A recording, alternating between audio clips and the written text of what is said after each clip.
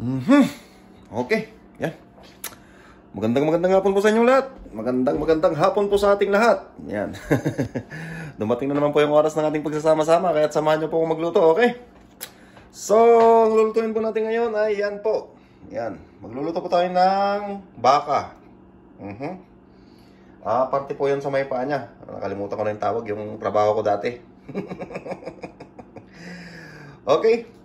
So, yan po. Tatanggalan lang po natin yan ng mga ibang membrane. Tapos, hiwa-hiwain natin. And then, proceed na po tayo sa ating pagluluto. Okay? At maraming thank you ulit sa patuloy na panonood ng ating mga video. Okay? Maraming salamat po sa inyo. So, yan po yung mga rekado natin. Hiwain lang po natin yan. And then po yung ating karne, yung ating shank.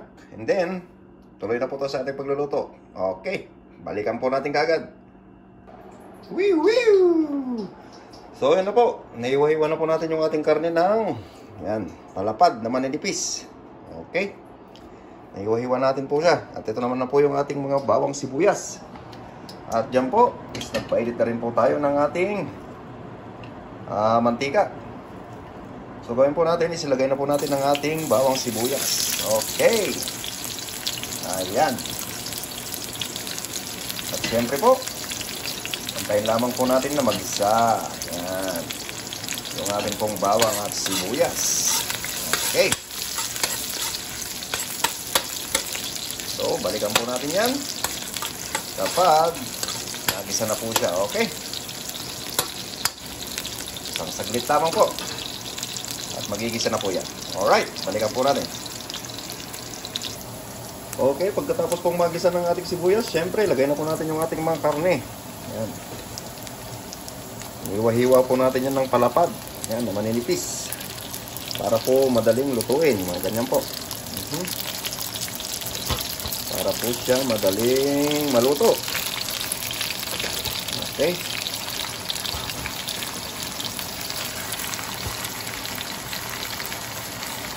Lagyan po natin dyan. Siyempre, pagkatapos po natin ilagay yung ating baka, lagyan na po natin na madaming paminta. Ayan. Lagyan na po natin ng madaming paminta. Masarap po ang baka sa paminta. Salt and pepper. Okay, siyempre, halu-haluin po natin at igisa lang po natin dyan. Alright. Nakakabango. Baka ang ginigisang baka. Parang may gatas. Okay.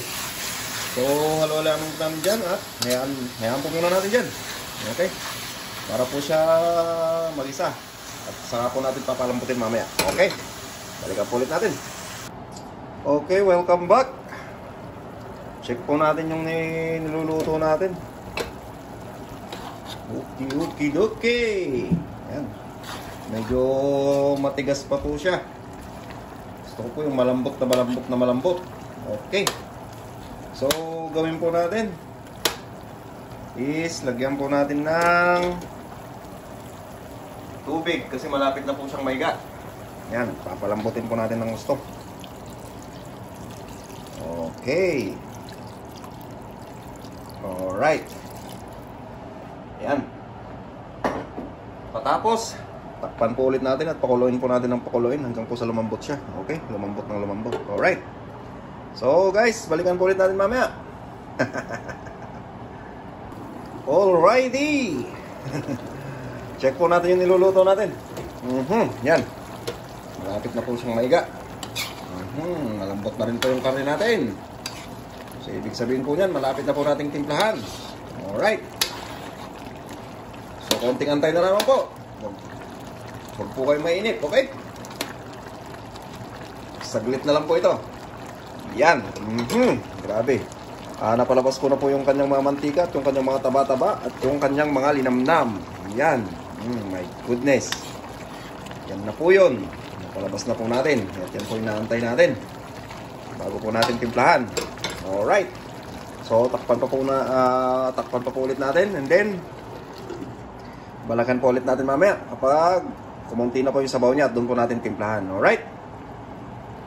Okay, welcome back po ulit. Check po ulit natin yung niluluto natin. Ayun, konti na lang po yung ano niya, sabaw niya. Malapot na rin po yan, di na po natin kailangan ng harina, no? Okay. So, gawin po natin, timplahan na po natin.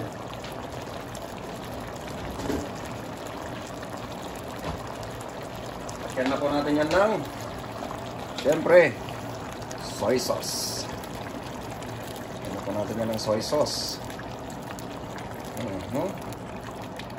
Yan. Maganda na po yung kulay niya, di ba? Okay. Yan po. Lagyan natin yan ng soy sauce. Alright. Pagkatapos po natin lagyan ng soy sauce, siyempre, lalagyan po natin yan ng lime juice. Lagyan po natin ng lime juice. Lagyan po natin yan ng lime juice. Okay. Pagkatapos po natin malagyan ng lime juice, siyempre, gagamit po tayo dito ng suka. Yan, na may sili. Ang tawagin namin sa Ilocano ay artum. Yan. Lagay po natin dyan. Okay. Ayan. And then, tapos po natin lagyan ng mga suka at toyo. Lagyan po natin ng magic. Yan, magic. Lagyan po natin ng magic ang ating niluluto. Konting magic. Alright. Saka po natin siya ihalo-halo. Okay. Alright. And then, sa pangatlong pagkakataon o pangalawang pagkakataon, ayan po ulit natin siya dyan hanggang sa maiga ng konti. Okay. So, balikan po ulit natin mamaya. Alright.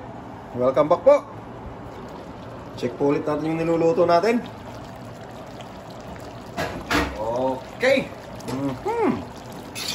Yan. So, malapit na po siyang maiga. Konting-konting luto na lang po ito. So, gawin po natin. Haluluin lang natin. And then, yan. Gimasan, bebe. Yan. Haluluin lang po natin. Then, tanggalin na po natin yung takip. At, ganyan na po natin. Pasingawin na po natin dyan. Alright? Para hindi po masunog yung ilalim niya habang iniiga po natin yung ating sabaw. Okay. So, balikan po ulit natin mamaya pag naiga na po yung ating sabaw. Alright. Okay po. Balikan po natin niluluto natin. Last check tayo. Last check. Ayun. Konting-konti na lang po yung sabaw niya. Alright. Napakapit na rin po natin yung kanyang mga lasa. Yan. Nag-imasan. Ang sarap, baby. And then, huli po natin ilagay. Patayin po muna natin. Okay? Ilagay na po natin ang ating onions. Yan. Ang ating pong mga onion. Ilagay na po natin. Yan. Ayan po. At yung steam na lang po ang pangluluto para po mabango siya. Yan. Para po mabango ang inyong mga bistek na ginagawa, ipaibabaw niyo po yung onion. Yan. Okay. Pagkatapos po natin mailagay yung onion, syempre, takpan po muna natin. Okay? And then, balikan po natin. After ng mga 1 minute. Alright. Yan. So, after po ng 1 minute, hinalo-halo na po natin. Yan. Yan na po yung itsura niya. Alright. Okay. Yan na po yung itsura ng ating niluto. Alright. Ang ating pong version ng ating bistek. And then, kung mahilig po kayo sa manghang, syempre, paibabawan po natin yan ng chili. Alright. Yan. Okay, baby. So, yan po. Yan po yung natin ngayon, video natin ngayong gabi, no? Maraming salamat po sa pagsama nyo sa akin. sa pagluluto natin ngayong gabi. At hanggang sa muli na naman po. Maraming salamat. Okay? Ulit-ulitin ko pong sasabihin sa inyo. Maraming salamat. Okay, so yan po ang luto natin ngayong gabi. Okay? Alright. Good night po sa inyong lahat. At thank you.